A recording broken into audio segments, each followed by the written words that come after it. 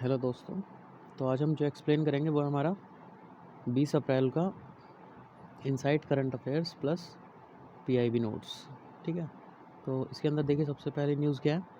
खजुराहो मंदिर, तो ये जीएस पेपर 1 में आ जाएगा। भारतीय संस्कृति प्राचीन काल से आधुनिक काल तक के कला के रूप, साहित्य, वास्तुकला के मुख्य पहलू शामिल होंगे। ठीक है, तो एक श्रृंखला चल रही है देखो अपना देश। इसके अंतर्गत जो है खजुराहो का मंदिर, खजुराहो में जो बना मंदिर है उसके बारे में बताया गया एक वेबिनार के अंदर, जो कि पर्यटन मंत्रालय द्वारा चलाई जा रही है देखो अपना देश। तो देखते हैं खजुराहो मंदिर में क्या क्या दिया गया है। तो देखो अपना देश जो वेबिनार श्रृंखला है उसके अंतर्गत एक अभियान है, एक भारत श्रेष्ठ भारत। इसके अंतर्गत भारत की जो समृद्ध विविधता है उसको प्रदर्शित करने का प्रयास किया। अगर हम खजुराहो मंदिर की बात करें तो इसके जो मेन जैसे ये अंडरलाइन कर रखा है, आप कहीं कॉपी में खजुराहो मंदिर लिख के ये सब नोट कर सकते हैं। सबसे पहले मध्यकालीन स्मारक है ये। ठीक है, 950 से 1050 ईस्वी तक बना है। चंदेल शासकों द्वारा बनाया गया इसे। ठीक है, हिंदू और जैन धर्म से संबंधित है ये। शैली कौन सी है? नागर शैली। कहाँ पर स्थित है? विंध्य पर्वत श्रृंखला के भीतर स्थित है। ठीक है, और 1986 में इसे जो यूनेस्को है उसके द्वारा विश्व धरोहर स्थल का दर्जा प्रदान किया गया था। ये प्रसिद्ध क्यों है? विश्वविख्यात अपने कामोद्दीपक मूर्तियों के लिए। ठीक है, इसका लिखित उल्लेख कहाँ पे कब कब मिला फर्स्ट टाइम? 1022 ईस्वी में अबू रिहान अल बिरूनी, और 1335 ईस्वी में जो अरब यात्री था इब्न बतूता। ठीक है, उसके विवरणों में इसका फर्स्ट टाइम जो है लिखित वो मिलता है। देखिए ये हमारा मंदिर है। ठीक है, उसके बाद अब अगला देखते टॉपिक। देखिए अगला टॉपिक क्या है, जीएस पेपर 2 से। एक सेकेंड। हाँ, तो इसकी यूनिट क्या है? सरकारी नीति और विभिन्न क्षेत्रों में विकास के लिए हस्तक्षेप और उनके अभिकल्पन तथा कार्यान्वयन के कारण उत्पन्न विषय। ठीक है, तो हाल ही में जो आरबीआई है उसके द्वारा जो एआरसी है, ठीक है, उसके कामकाज की समीक्षा हेतु एक समिति का गठन किया गया।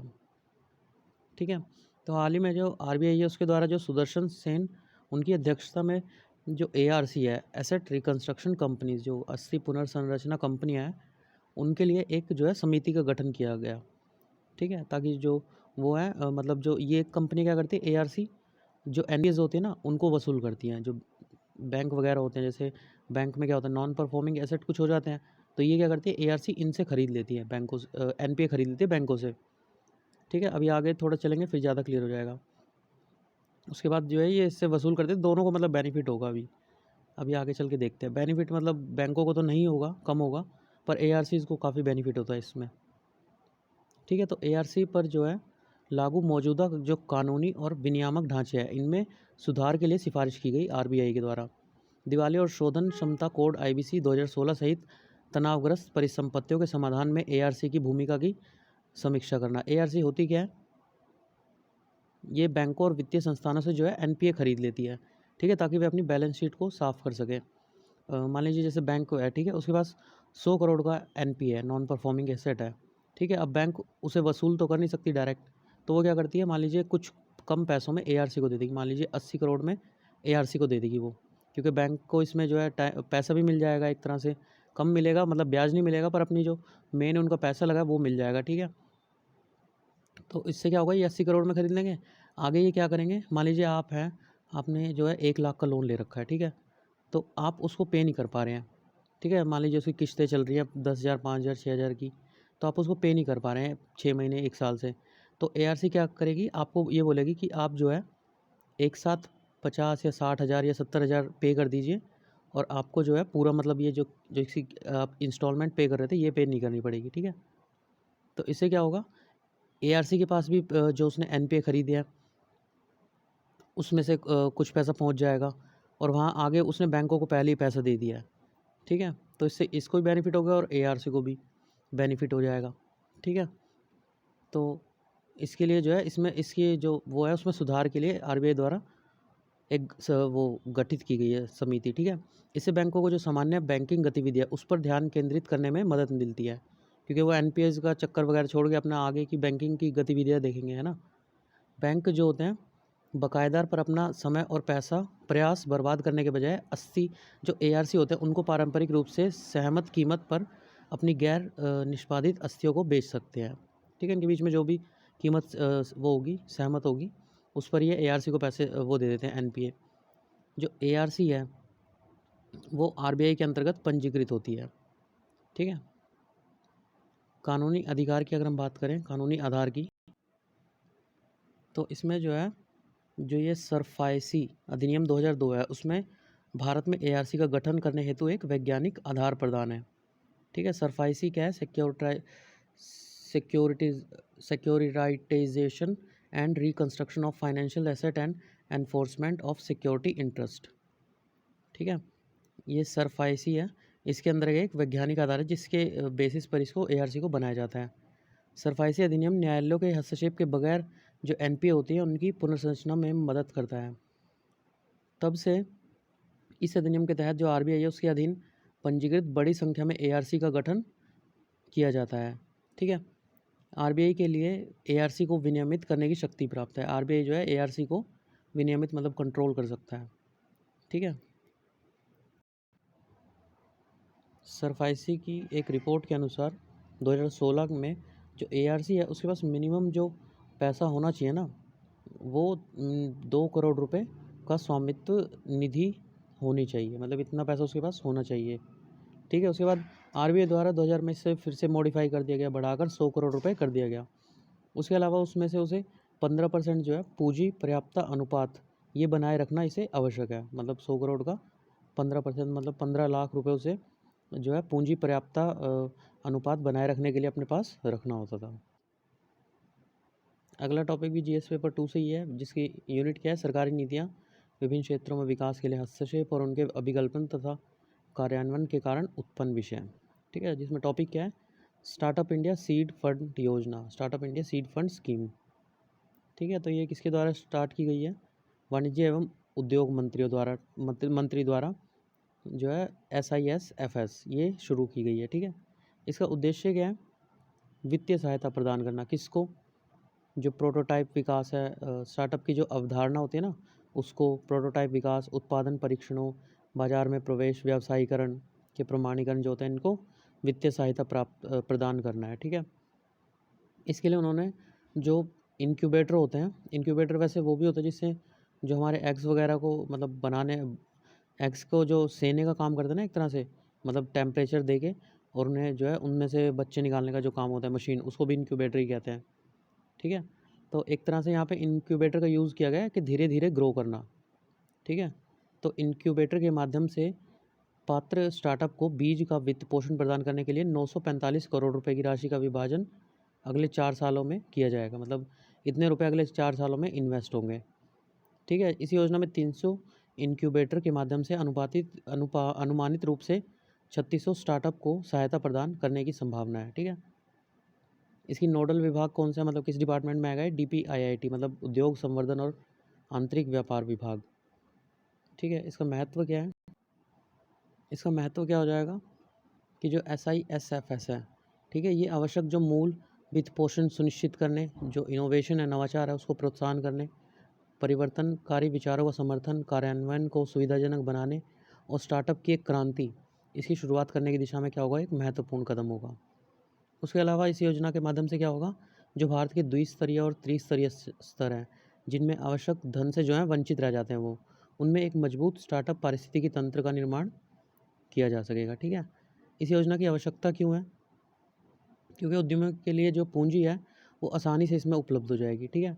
शुरुआती चरण में जो पूंजी होती है वो ईजिली उन्हें मिल जाएगी। उसके अलावा स्टार्टअप के लिए क्या होता है?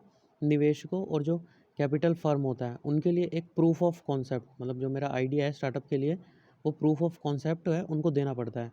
और बैंक वगैरह के लिए परिसंपत्ति के दस्तावेज देने होते हैं, पैसा लेने के लिए, ऋण लेने के लिए, ठीक है। तो इसमें इसमें क्या होगा? इसके परीक्षण हेतु नवप्रवर्तक विचारों वाले स्टार्टअप को जो है सीड फंडिंग प्रदान करना आवश्यक हो जाएगा, मतलब जो ये फंडिंग है वो हम उन्हें दे सकते हैं, ठीक है। उसके बाद देखिए अगला टॉपिक क्या है।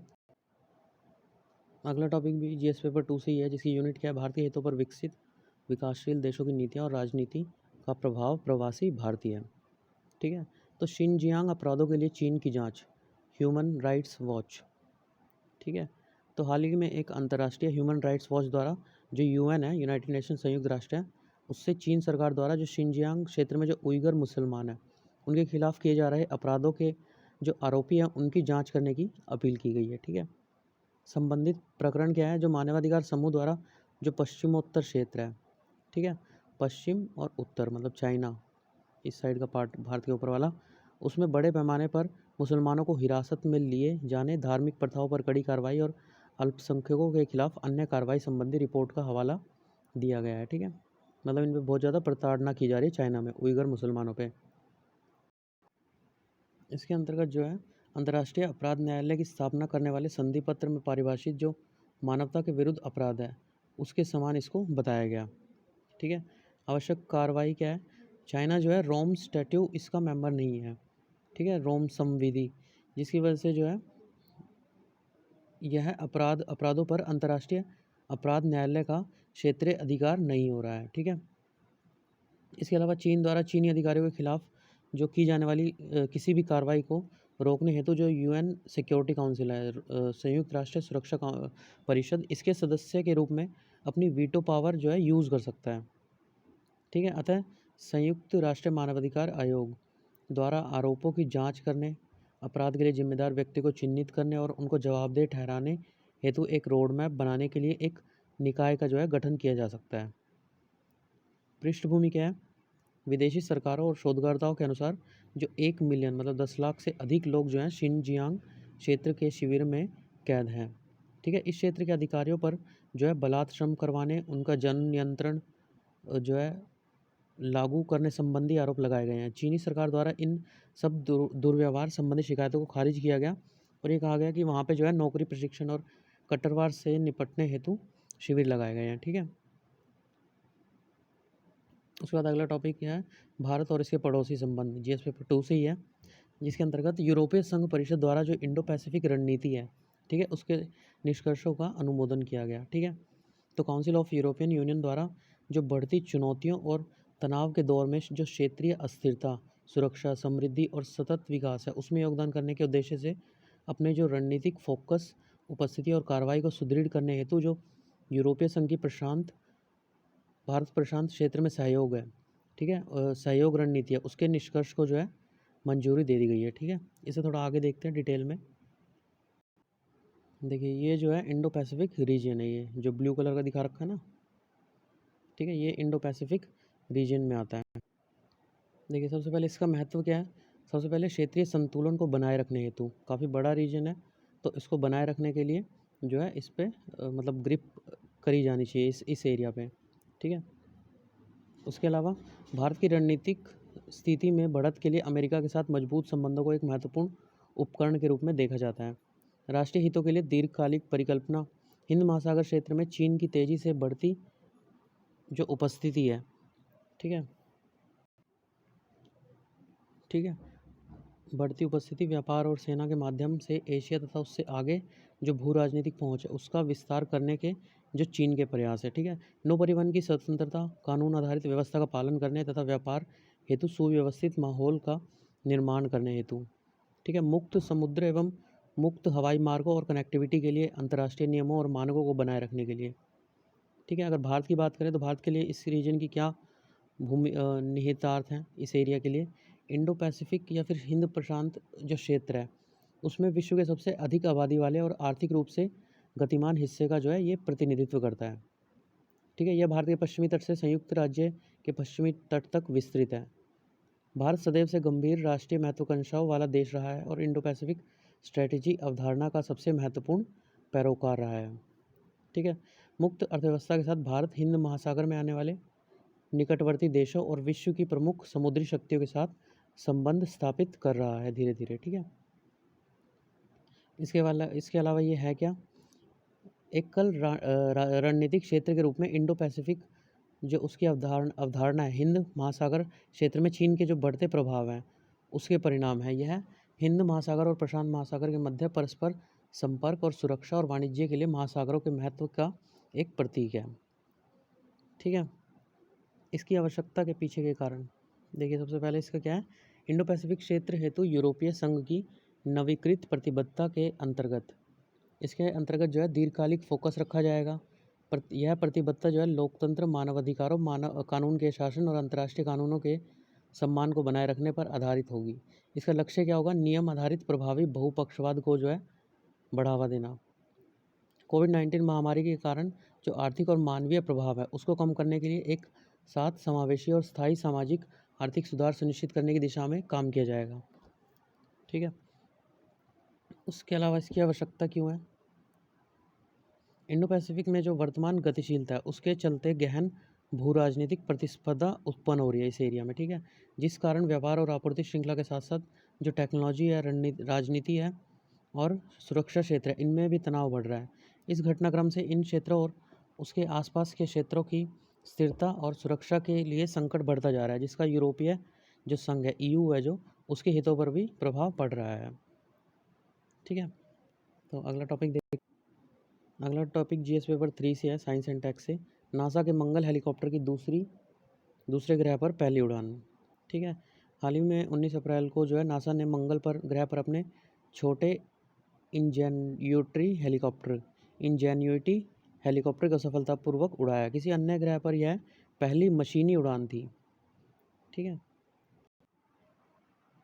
इसमें जो इंजेन्यूटी है इसका लक्ष्य क्या होगा? तकनीकी कार्यों का जो है प्रदर्शन करना। यह परसिवियरेंस रोवर के वैज्ञानिक उद्देश्यों में कोई योगदान नहीं करेगा। ठीक है, अगर परसिवियरेंस रोवर की बात करें, जो मतलब यहाँ पे जो चलेगा ये, तो इसके बारे में परसिवियरेंस रोवर जो है जुलाई 2020 में लॉन्च किया गया था। ठीक है, मंगल ग्रह पर परसिवियरेंस रोवर का उद्देश्य मुख्य क्या रहेगा? जो खगोल जीव विज्ञान है, ठीक है, एस्ट्रोबायोलॉजी है, उसका अध्ययन तथा प्राचीन जो सूक्ष्म जीवन है उसके खगोलीय साक्ष्यों की इसमें खोज की जाएगी। ठीक है, यह रोवर ग्रह के जो भू विज्ञान है और अतीत के जो जलवायु है उसके बारे में भी विवरण उपलब्ध करेगा तथा मानव जीवन के लिए जो मार्स है, जो लाल ग्रह है, उसके अन्वेषण का मार्ग प्रशस्त करेगा। यह मंगल ग्रह की चट्टानों तथा रेगोलिथ अर्थात जो विखंडित जो टूटी हुई चट्टानें और धूल है उसके नमूने एकत्र करने वाला पहला मिशन है। ठीक है, इसमें ईंधन के रूप में जो है प्लूटोनियम के रेडियोधर्म क्षय से उत्पन्न ताप द्वारा जनित जो विद्युत शक्ति है, प्लूटोनियम को मतलब जो गर्म करने पे जो विद्युत शक्ति निकलेगी।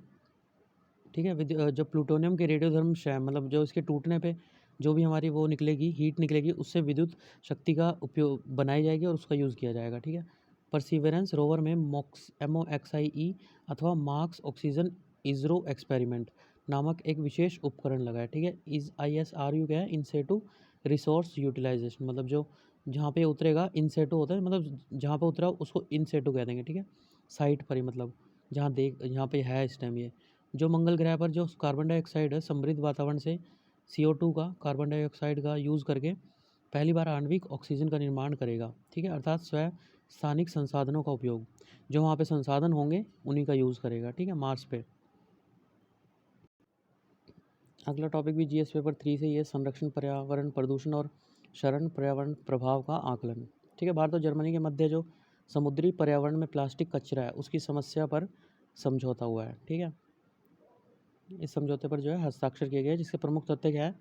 ये समझौता कब हुआ था? 2019 में हुआ था।